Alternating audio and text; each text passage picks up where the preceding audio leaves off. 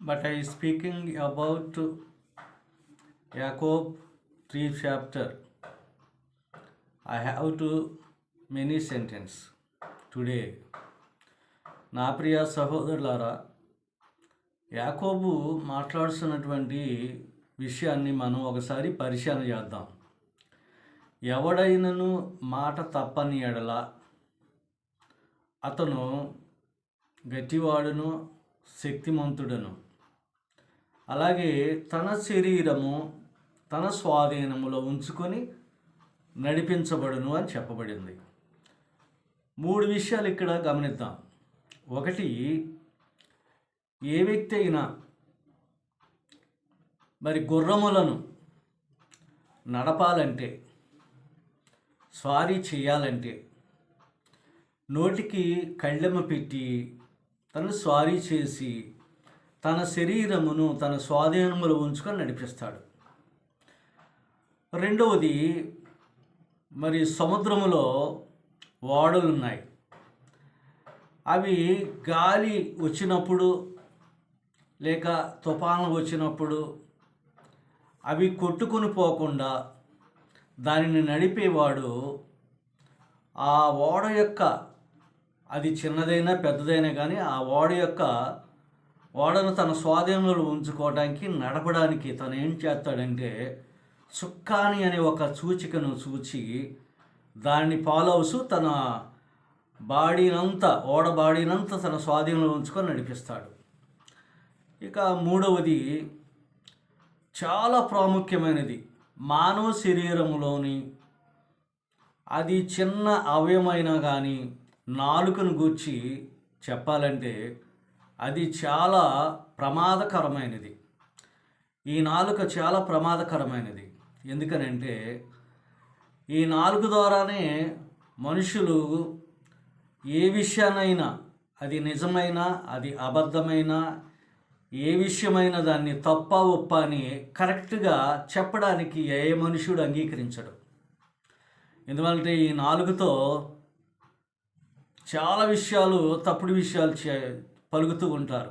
ఏంటనంటే తర్వాత ఇంకొకటి, చిన్న నిప్పు ఏం చేస్తుందంటే పెద్ద అడవిని ఎలా తగలబెడుతుందో అలా చిన్న నిప్పు అయినటువంటి ఆ యొక్క అడవిని మరి ఆ విశాలమైనటువంటి అడవులను తగలబెడుతున్నట్లుగా ఇక్కడ చిన్న ఒక అగ్గిపుల్ల కూర్చి చెప్పబడింది. నా ప్రియ సహోదరులారా, ప్రాముఖ్యంగా యాకోబు చెప్తున్నటువంటిది ఏంటంటే నాలుక చాలా ప్రమాదకరమైనది. ఇంకొకటి ఏంటంటే నిరర్గళమైనది లేక భ్రష్టు అయినది. అందుకనే ఏ మానవుడు కూడా ఇంత పెద్ద శరీరాన్ని ఉంచుకుంటాం, కావలసినటువంటి అన్నీ చేస్తూ ఉంటాం. కానీ సాధువ ఏ మనుషుడైనా నాలుకను సాధువు చేసుకోనలిగాడు, కంట్రోల్లో ఉంచుకోలేడు. ఎందువల్లంటే కంట్రోల్లో ఉంచడానికి ఇది చిన్నదైనా కానీ మిడిసిపడుతుంది ఎగురుగా, లేదా ఎగురుతూ ఉంది. కనుక ప్రియులారా, ఈ నాలుకను ఏ మనుషుడు కూడా, స్త్రీ అయినా పురుషుడైనా కానీ కంట్రోల్ చేసుకునేవాడు ఎవరు లేరు. మరి ఈ నాలుగుతోనే మనం ఏం చేస్తాము? ఈ నాలుగుతోనే మనం దేవుణ్ణి స్తుతిస్తాం, మరి ఈ నాలుగుతోనే ప్రార్థన చేస్తాం. అలాగనే దేవునికి పోలికగా మనుషునిగా పుట్టిన వాడిని యందు ఏం చేస్తామంటే మనుషులను శపిస్తాం, తర్వాత వాళ్ళని శపిస్తాము, ఆశీర్వదిస్తాము కూడా. శపిస్తాము, ఆశీర్వదిస్తాము. ఇంకొక విషయం ఏంటంటే ఈ యొక్క నాలుకను బట్టి మనము ఇతరులను తిడుతూ ఉంటాం, లేక పొగుడుతూ ఉంటాం, లేక అవమానపరుస్తూ ఉంటాం, లేక మీరు తెలివిగలవారని వారిని పొగుడుతూ ఉంటాం. ఈ నాలుక చాలా దుష్టత్వం కలిగినది, దుష్టత్వమే. ప్రపంచంలో ఇది ప్రకృతి సంబంధమైనటువంటి విషయాలన్నిటిలో నాలుక చాలా ప్రమాదకరమైనది. ఈ నాలుకను మనము కంట్రోల్ చేసుకోలేనటువంటి స్థితి కలిగినటువంటిది ఈ బాడీ. అందుకని ప్రియులారా 3 సూచనలు చెప్పాడు. మానవుడు గుర్రాన్ని తన శరీరాన్ని స్వాధీనంలో ఉంచుకున్నాడు, అలాగే ఓడను స్వాధీనంలో ఉంచుకున్నాడు.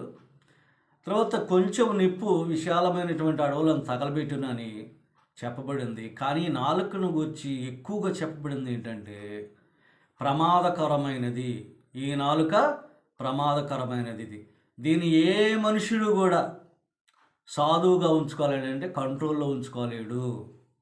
అందుకని ప్రియులారా, మరి యాకోబు పత్రికలో చెప్పినటువంటి విషయాన్ని ఎవడైతే దేవుని యందు భయభక్తులు కలిగి మరి దేవుని ఆశీర్వాద వచనములు పలుకుతూ దుష్టత్వం కూడా పలుకుతూ శాపగ్రస్తం కూడా పలుకుతున్నారు కనుక మరి స్త్రీలైనను పురుషులైనను ఎవరైనను ఏ మనుషుడైనను మరి అలా మాట్లాడకూడదు కదా, అది తగదు కదా అన్నాడు యాకోబు.